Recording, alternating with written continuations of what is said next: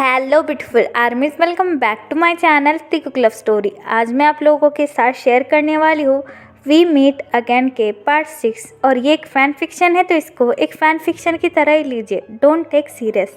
सो let get started. Jungkook Taeyong को लेकर तायोंग के फार्म हाउस आता है और जैसे कि यूंगी ने जंगकुक को इंस्ट्रक्शन दिए थे, जंगकुक को कुछ दिन के लिए तायोंग के साथ उनके फार्म हाउस पर ही रहना था।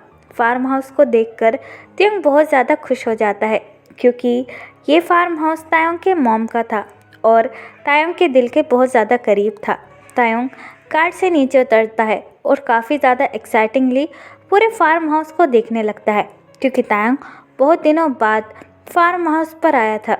जंगकुक भी कार से बाहर निकलता है और तायोंग की तरफ देखकर कहता है, आप अंदर जाके आराम कर सकते हो, मैं कुछ देर बाद आता हूँ, मुझे दरअसल कुछ काम है इसलिए मुझे जाना होगा। जंगकुक की ये बात सुनकर तायोंग जंगकुक का हैंड होल्ड करता है और जंगकुक से कहता है, तुम कहाँ जा रहे हो, वो भी मुझे इस फार्म हाउस पर अकेला छोड़कर, अगर मुझे कुछ हो गया तो। तायोंग की ये बात सुनकर जंगकुक एक डीप ब्रेथ लेता है और तायोंग से कहता है, यहाँ पर कोई नहीं आएगा क्योंकि ये फार्म हाउस बहुत ज़्यादा सीक्रेट है और इस फार्म हाउस के बारे में सिर्फ आपके फैमिली मेम्बर्स को ही पता है और मुझे। और आपको अगर कोई भी तकलीफ़ हो तो आप मुझे फ़ोन भी कर सकते हो और किंग को भी। सो डोंट वरी, मैं कुछ देर में आ जाऊंगा। और मैंने कहा कि आप बार बार मुझे टच मत करते जाइए, ये मुझे अच्छा नहीं लगता। जंगकुक की ये बात सुनकर तायोंग अपना हाथ पीछे ले लेता है और जंगकुक से कहता है, तुम कितने ज़्यादा रूड हो, मैंने सोचा था कि हम दोनों यहाँ पर कुछ दिनों के लिए अकेले रहोगे, लेकिन तुम तो बार बार मुझसे दूर जाने के बहाने ढूंढते रहते हो।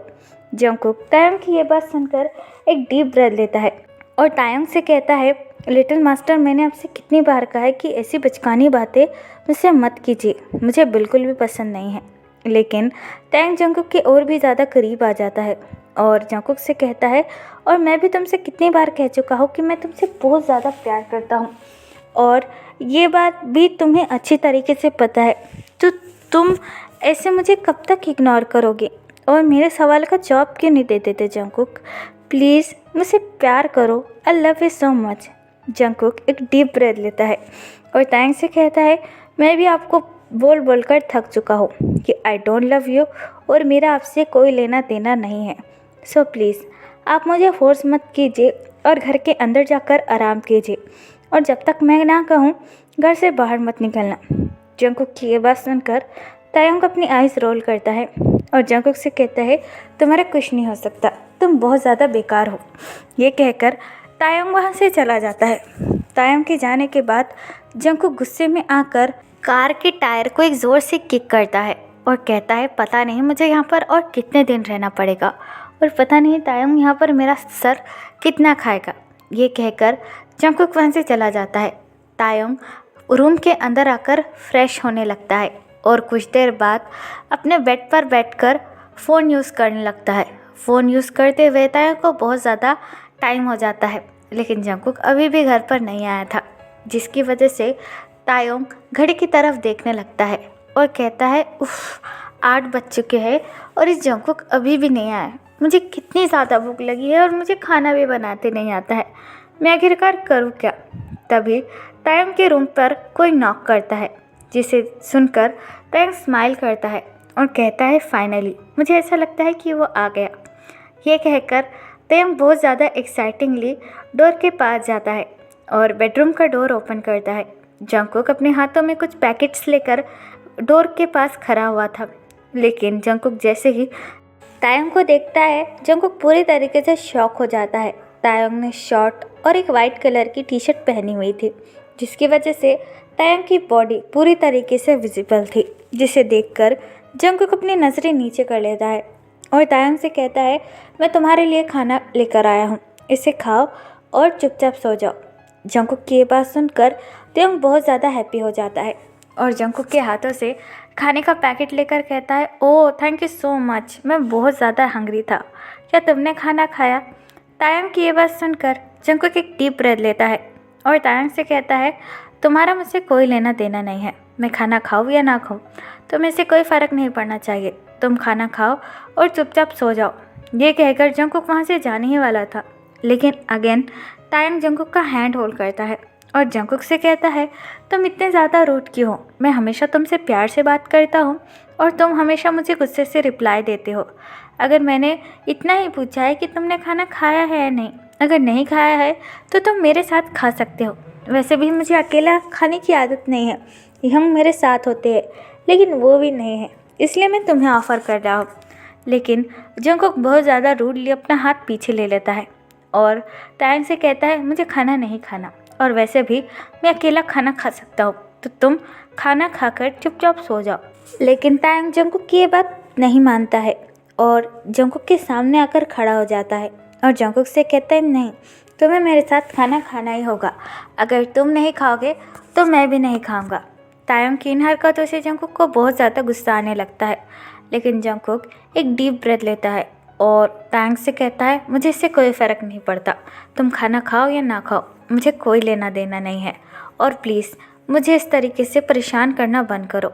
लेकिन तायंग जंगकुक का हैंड अगेन होल्ड करता है और जंगकुक से कहता है, नो नो नो, मुझे बहुत ज़्यादा भूख लगी है, इसलिए मुझे तुम्हारे साथ खाना है, चलो हम दोनों साथ में खाना खाते हैं। ये कहकर तायंग जंगकुक का हैंड होल्ड कर पुल करने लगता है, लेकिन जंगकुक को बहुत ज़्यादा गुस्सा आता है और जंगकुक गुस्से में तायंग को एक ज़ोर से थप्पड़ मारकर उससे चिल्लाकर कहता है, मैंने कहा ना कि मुझे तुम्हारे साथ खाना नहीं खाना, और अपनी ये बचकानी हरकतें बंद करो और मुझे बार बार परेशान करना भी। ये कहकर जंगकुक बहुत ही गुस्से के साथ वहाँ से चला जाता है और तायंग बस अपनी जगह पर अपने चिक्स पर एक अपना हाथ रख कर खड़ा हुआ था।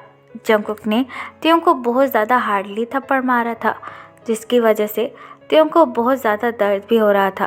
तायंग की आंखों से आंसू गिरने लगते हैं और तायंग कहता है, वो कितना ज़्यादा बुरा है, मैं तो बस उसे अपना प्यार दिखाता हूँ, लेकिन वो हर बार मुझे हर्ट करता है, मुझे भी ये खाना नहीं खाना। ये कहकर तायंग भी खाने को फेंक देता है और वहाँ से चला जाता है। दूसरी तरफ जिमिन रो रो कर बहुत ज़्यादा थक चुका था, इसलिए जिमिन बेड पर ही सो जाता है। लेकिन तभी वहाँ पर योंगी आ जाता है। योंगी के हाथों में कुछ पेपर्स थे। जिमिन को सोया हुआ देखकर योंगी स्माइल करता है और जिमिन के पास आकर बैठ जाता है।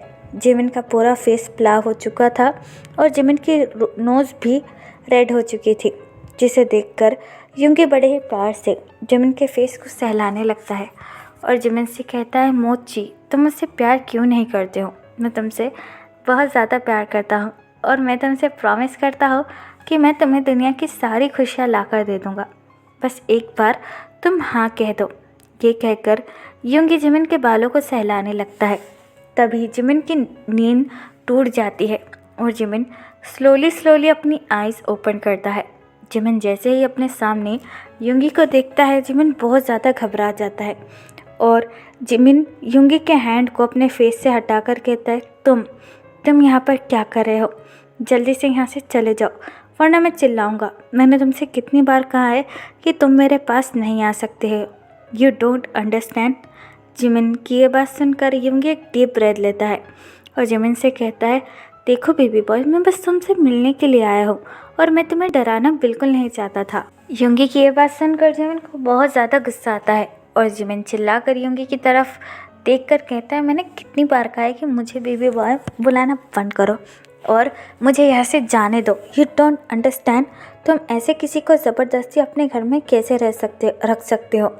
जिमिन की ये बात सुनकर योंगी जिमिन के पास आता है और जिमिन का फेस टाइटली होल्ड कर कहता है, मैंने कितनी बार कहा है अपनी आवाज़ को मेरे सामने बिल्कुल भी ऊंचा मत करो, ये मुझे बिल्कुल पसंद नहीं है। जिमिन योंगी की तरफ देखकर कहता है, तुम ये क्या कर रहे हो? मुझे दर्द हो रहा है, मुझे छोड़ो। तभी योंगी अपना हाथ पीछे ले लेता है और जिमिन से कहते हैं, सॉरी, लेकिन तुम बार बार मुझे गुस्सा मत दिलाते जाओ, ये सब कुछ करना मुझे भी अच्छा नहीं लगता। अब चलो जल्दी से रेडी हो जाओ, हम दोनों को बाहर शॉपिंग के लिए जाना है। योंगी जैसे ही ये बात कहता है तभी वहाँ पर मेड्स जिमिन के साइज़ के ढेर सारे कपड़े लेकर योंगी के रूम में आती है। उनको देखकर योंगी अपना हेड नोट करता है और जिमिन इतने सारे कपड़ों को एक साथ देखकर बहुत ज़्यादा शॉक हो जाता है। वो कपड़े बहुत ज़्यादा एक्सपेंसिव और ब्रांडेड लग रहे थे। जिमिन युंगी की तरफ देखकर कहता है, व्हाट डू यू मीन? जाना है, और मैं तुम्हारे साथ कहीं नहीं जाऊँगा, यू अंडरस्टैंड? युंगी स्माइल करता है और जिमिन की तरफ देखकर कहता है, देखो बेबी बॉय, मैं तुमसे परमिशन नहीं मांग रहा हूँ और हमें हमारे वेडिंग सूट लेने हैं, इसलिए मैं तुम्हारे साथ शॉपिंग चलना चाहता हूँ, क्योंकि मैं ये चाहता हूँ कि तुम अपनी पसंद से मेरे लिए वेडिंग ड्रेस सिलेक्ट करो। युंगी की ये बात सुनकर जिमिन बहुत ज़्यादा शॉक हो जाता है और युंगी से कहता है, are you out of your mind? तुम जानते भी हो तुम क्या कह रहे हो? शादी और तुमसे कभी नहीं। युंगी जिमिन की तरफ देखकर चकल करता है और जिमिन से कहता है, देखो बेबी बॉय, मुझे ये वैसे तो ये बात तुम्हें बताने की ज़रूरत नहीं है कि हमारी शादी होने वाली है और नहीं, लेकिन मैं तुमसे बहुत ज़्यादा प्यार करता हूँ, इसलिए मैं ये चाहता हूँ कि तुम भी हमारी शादी में बहुत ज़्यादा खुश रहो और हमारी शादी कल ही होगी और मैं इसमें और डिले नहीं करना चाहता हूँ, इसलिए चुपचाप इनमें से एक ड्रेस सेलेक्ट करो और वो पहनकर जल्दी से नीचे आ जाओ, यू अंडरस्टैंड?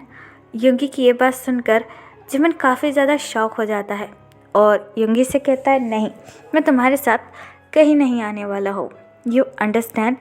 जिमिन की ये बात सुनकर युंगी अचानक से जिमिन के बहुत ज़्यादा क्लोज आने लगता है, जिसकी वजह से जिमिन बहुत ज़्यादा घबरा जाता है। युंगी जिमिन का फेस टाइटली होल्ड करता है और जिमिन से कहता है, अगर तुम नहीं करना चाहते हो तो मैं तुम्हारी मदद करूँ ड्रेस को चेंज करने में, हाँ? युंगी की ये बात सुनकर जिमिन की आंखें फटी की फटी रह जाती है और जिमिन युंगी को धक्का देकर कहता है, what, are you mad? Are you crazy? How can you say like that? Jimin की ये बात सुनकर युंगी स्मार्ट करता है और जिमिन से कहता है, देखो, अगर तुम 5 मिनट में रेडी होकर नीचे नहीं आए तो मैं खुद यहाँ पर तुम्हें तैयार करने के लिए आ जाऊँगा। ये कहकर युंगी वहाँ से चला जाता है। युंगी के जाने के बाद जिमिन अपना हाथ ज़ोर से बेड पर मारता है और कहता है, ये इंसान पूरी तरीके से पागल है, ये अपने आप को समझता क्या है? अगर मैंने इससे शादी नहीं की तो पता नहीं है मेरे साथ क्या करेगा। ये कहकर जिमिन एक डीप ब्रेथ लेता है और उन कपड़ों में से कुछ ड्रेसेस लेकर अपने क्लोथ को चेंज करने लगता है। युंगी लिविंग रूम में बैठकर जिमिन का वेट कर रहा था, तभी जिमिन वहाँ से आ जाता है। जिमिन को देखकर युंगी सोफे पर से खड़ा होता है और कुछ देर के लिए जिमिन की ब्यूटी में ही खोकर रह जाता है। जिमिन बहुत ज़्यादा प्रीटी लग रहा था, जिसे देखकर युंगी जिमिन के पास आता है और अपना एक हाथ जिमिन के कमर पर रखकर कहता है, तुम बहुत ज़्यादा ब्यूटीफुल हो बेबी बॉय, मैंने आज तक तुमसे ज़्यादा ब्यूटीफुल लड़का नहीं देखा। ये कहकर युंगी जिमिन के चिक्स पर किस करता है, जिसे देखकर जिमिन अपनी आईज टाइटली क्लोज करता है और युंगी से कहता है, प्लीज़ मुझसे दूर रहो, मुझे अच्छा फील नहीं हो रहा है। जिमिन की ये बात सुनकर युंगी जिमिन से अलग हो जाता है और उससे कहता है, ठीक है, चलो मेरे साथ। ये कहकर युंगी जिमिन का हैंड होल्ड करता है और जिमिन को कार में बैठा देता है। जिमिन युंगी की तरफ देख रहा था और अपने मन में कहता है, पता नहीं मुझे यहाँ से बाहर निकलने के लिए और क्या क्या करना पड़ेगा। युंगी भी खुद ड्राइविंग सीट पर आकर कार ड्राइव करने लगता है और पूरा समय बस जिमिन की तरफ देखने लगता है। लेकिन जिमिन युंगी की इन हरकतों से बहुत ज़्यादा इरिटेट होने लगता है। कुछ देर बाद वो दोनों ही मॉल पहुंच जाते हैं। इतने बड़े मॉल को देखकर जिमिन का मुंह खुला का खुला रह जाता है, क्योंकि जिमिन आज तक इतने बड़े मॉल में कभी नहीं आया था। तभी युंगी जिमिन का हैंड होल्ड करता है और जिमिन से कहता है, चलो बेबी बॉय, हमें देर हो रही है। युंगी की ये बात सुनकर जिमिन युंगी की तरफ देखने लगता है और युंगी से कहता है, क्या हम दोनों को इस मॉल में जाना है? जिमिन की ये बात सुनकर युंगी स्माइल करता है और जिमिन से कहता है, हाँ, क्योंकि ये हमारा मॉल है। ये कहकर युंगी जिमिन का हैंड होल्ड करता है और जिमिन को मॉल के अंदर लेकर आता है। मॉल अंदर से भी बहुत ज़्यादा आलीशान और खूबसूरत था।